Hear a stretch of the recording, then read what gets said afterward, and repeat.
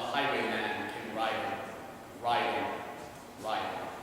The highwayman came riding up to the old inn door. He'd a French cocked hat at his forehead and a bunch of lace at his chin. His coat was of claret velvet with breeches of brown doeskin. They fitted with never a wrinkle, and his boots wore up to his thigh. And he rode with a jeweled twinkle, his pistol butts twinkle, his rapier brand twinkle, under the jeweled sky. Over the cobbles he clattered and clanged in the dark inn yard. He tapped with his whip on the shutters, but all was locked and barred.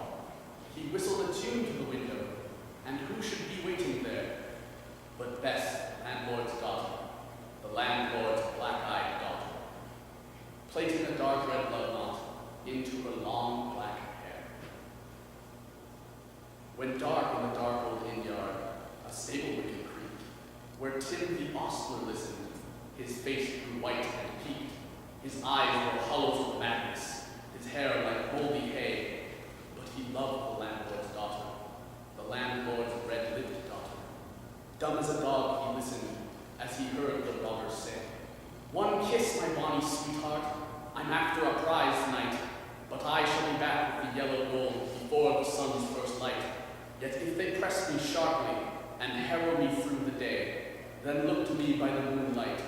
Come for me by the moonlight. I'll come for thee by the moonlight, though hell should bar the way." Then he stood upright in the stirrups. He scarce could reach her hand, but she loosened her hair in the casement. His face burned like a brand, as a faint cascade of perfume came tumbling o'er her breast, and he kissed its waves in the moonlight. Oh, sweet black waves in the moonlight. Then he tugged on his reins in the moonlight, and he galloped away to the west. He did not come at dawning. He did not come at noon, but out of the tawny sunset, before the light of the moon, down the gypsy ribbon, over the purple moor, the redcoat troop came marching, marching, marching. King George's men came marching up to the old inn door. They said not a word to the landlord. They drank his ale instead, but they gagged his daughter and bound her to the foot of her narrow bed. Two soldiers knelt at the casement with muskets at their side. There was death at every window and hell at one dark window, for Bess could see through her casement the road that he would ride. They had tied her up to attention with many a sneering jest. They had gagged him and bound her with a musket beneath her breast.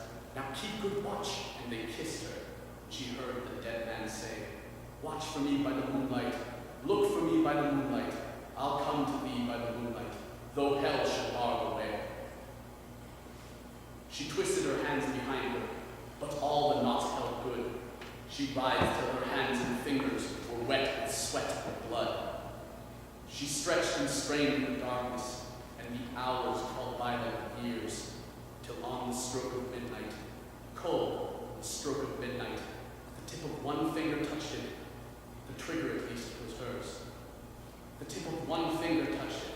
She strove no more for the rest. Up she stood to attention, with a musket beneath her breast. She would not risk them hearing. She would not try again, for the road lay bare in the moonlight, blank and bare in the moonlight, and the blood in her veins in the moonlight throbbed to her love's refrain. Tut-tut, tut-tut. Had they heard it? The horses' hoofs rang clear. Tut-tut, tut-tut. In the distance, were they deaf they did not hear? Out of the purple moonlight, over the purple moor, the highwayman came riding, riding, riding. The redcoats stood to their priming. She stood up straight and still. Tut-tut in the frosty silence, tut-tut in the echoing night. Nearer he came, nearer. Her face burned like a light. Her eyes grew wide for a moment. She drew in one last deep breath, and her finger moved in the moonlight. The musket shattered the moonlight, shattered her breast in the moonlight, and warned him with her death. He turned, he spurred to the west. He did not know who stood, bound with her head over the musket, drenched in her own red blood. Not till the dawn did he hear it. His face grew gray to hear how Bess, the landlord's daughter, the landlord's had watched for her love in the moonlight, and died in the darkness there. Then he turned and he spurred to the west, shrieking a curse to the sky, with the white smoke trailing behind him, and his rapier brandished high. Blood red were his spurs in the golden noon, wine red his velvet coat, when they shot him down on the highway, down like a dog on the highway. And he lay in his blood on the highway, with a bunch of laces. And still, on a winter's night, they say, when the moon is in the trees, when the moon is a ghostly gallon tossed upon cloudy seas, when the road is a ribbon of moonlight over the purple moor, the highwayman comes riding, riding, riding. The highwayman comes riding up to the old inn door, and over the cobbles he clatters, climbs in the dark inn yard, and he taps on his whip with the shutters, but all is locked and barred.